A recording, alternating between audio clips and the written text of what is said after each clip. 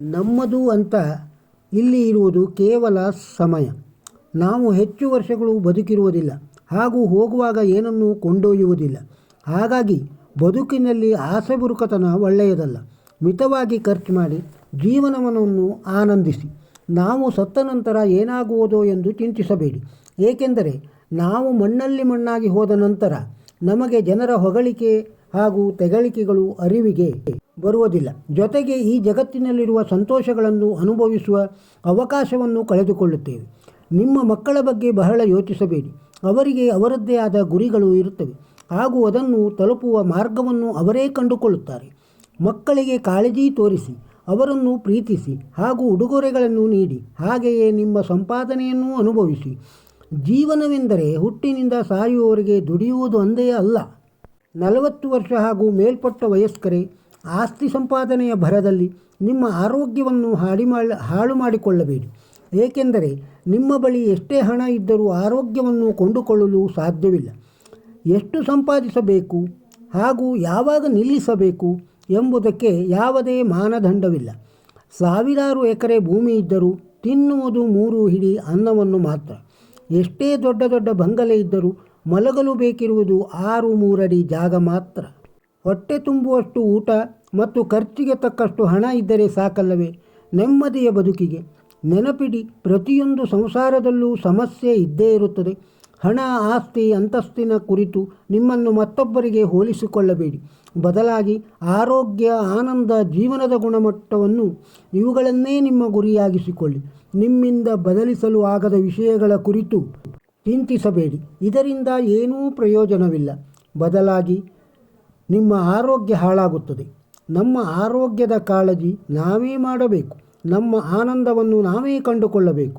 ನೀವು ಇರುವಷ್ಟು ಸಮಯದಲ್ಲಿ ಒಳ್ಳೆಯ ವಿಚಾರಗಳ ಬಗ್ಗೆ ಯೋಚಿಸಿ, ಒಳ್ಳೆಯ ಕೆಲಸಗಳನ್ನು ಮಾಡಿ. ಹೀಗೆ ಮಾಡುವುದರಿಂದ ನಿಮ್ಮ ದಿನವು ಉಲ್ಲಾಸಮಯವಾಗಿರುತ್ತದೆ. ಒಂದು ಆನಂದರಹಿತ ದಿನವೆಂದರೆ ಆ ದಿನ ವ್ಯರ್ಥವಾದಂತೆ. ಒಂದು ದಿನವನ್ನು ಸಂತೋಷವಾಗಿ ಕಳೆದರೆ ಅದು ಗಳಿಕೆಯಂತೆ. ಒಳ್ಳೆಯ ಆಲೋಚನೆ, ವ್ಯಾಯಾಮ, ಸೂರ್ಯನ ಕಿರಣ, ಆರೋಗ್ಯಕರ ಆಹಾರದಿಂದ ನೀವು ಇನ್ನೂ 30-40 ವರ್ಷಗಳ ಆರೋಗ್ಯಕರ ಜೀವನ ನಡೆಸಲು ಸಾಧ್ಯ. ಎಲ್ಲದಕ್ಕಿಂತ ಹೆಚ್ಚಾಗಿ ನಿಮ್ಮ ಸುತ್ತಲಿರುವವರನ್ನು ಪ್ರೀತಿಸಿ ಮತ್ತು ಬೆಂಬಲಿಸಿ. ಮನಸ್ಸು ಒಪ್ಪುವ ಕೆಲಸವನ್ನು ಮಾತ್ರ ಮಾಡಿ. ಸುಖವಾಗಲಿ ದುಃಖವಾಗಲಿ ನಾ ಮಾಡಿದ ಕರ್ಮಕ್ಕೆ ಸಿಕ್ಕ ಫಲವೆಂದು ಆನಂದದಿಂದ ಅನುಭವಿಸಿ. ಮನುಷ್ಯ ಬಹಳ ವಿಚಿತ್ರ.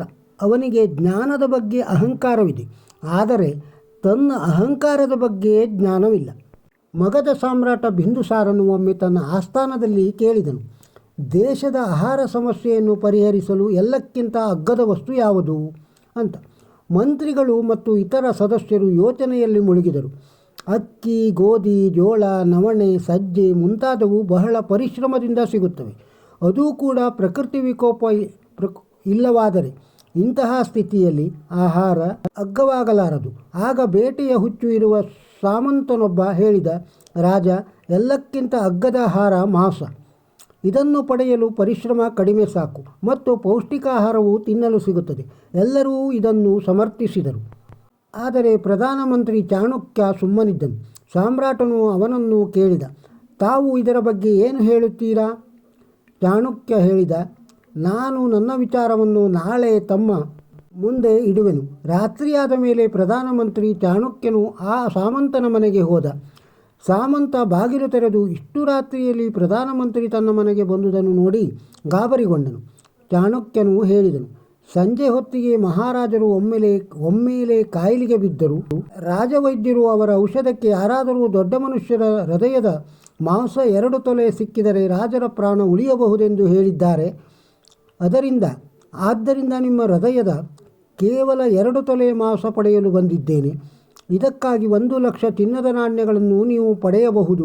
ಇದನ್ನು ಕೇಳುತ್ತಲೇ ಸಾಮಂತನ ಮುಖ ಬಿಳುಚಿಕೊಂಡಿತು. ಅವನು ಚಾಣಕ್ಯನ ಕಾಲು ಹಿಡಿದು ಕ್ಷಮೆ ಕೇಳಿದ. ಅದಕ್ಕೆ ಬದಲಾಗಿ 1 ಲಕ್ಷ ಚಿನ್ನದ ನಾಣ್ಯಗಳನ್ನು ಕೊಟ್ಟು ಈ ಹಣದಿಂದ ಬೇರೆ ಯಾರಾದರೂ ಸಾಮಂತರ ಹೃದಯದ ಮಾಂಸ ತೆಗೆದುಕೊಳ್ಳಲು ಹೇಳಿದ. ಅದೇ ರೀತಿ ಚಾಣಕ್ಯನು ಅವನನ್ನು ಸಮರ್ಥಿಸಿದ ಎಲ್ಲ ಸಾಮಂತರ ಮತ್ತು ಸೇನಾಧಿಕಾರಿಗಳ ಹತ್ತಿರ ಹೋಗಿ ಕೇಳಿದ. ಎಲ್ಲರ ಹತ್ತಿರವೂ ಅವರ ಹೃದಯದ 2 ತೊಲೆ ಮಾಂಸ ಕೇಳಿದ. ಆದರೆ ಯಾರೂ ಕೊಡಲು ತಯಾರಿರಲಿಲ್ಲ. ಬದಲಾಗಿ ಎಲ್ಲರೂ ತಮ್ಮನ್ನು ಪಾರು ಮಾಡಲು ಚಾಣಕ್ಯನಿಗೆ 1 ಲಕ್ಷ, 2 ಲಕ್ಷ, 5 ಲಕ್ಷ ಹೀಗೆ ಚಿನ್ನದ ನಾಣ್ಯಗಳನ್ನು ಕೊಟ್ಟರು.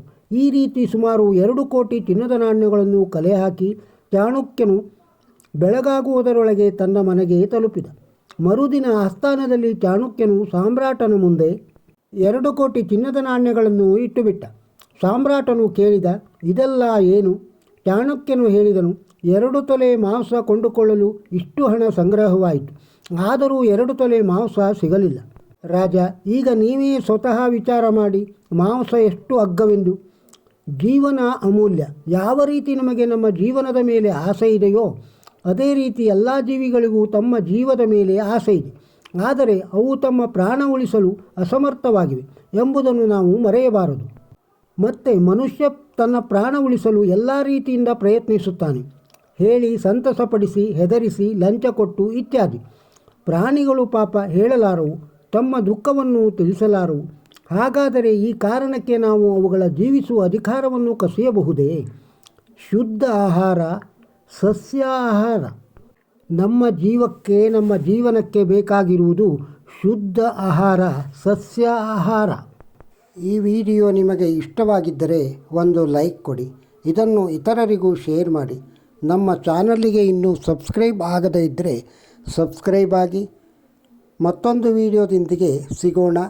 ಈ ಹಿಂದೆ ಹಾಕಿದ ಎಲ್ಲ ವಿಡಿಯೋಗಳನ್ನು ನೋಡಿ ಹಾಗೂ ಕಾಮೆಂಟ್ ಬಾಕ್ಸ್ನಲ್ಲಿ ನಿಮ್ಮ ಅನಿಸಿಕೆಗಳನ್ನು ಬರೆಯಿರಿ. ನಮಸ್ಕಾರ.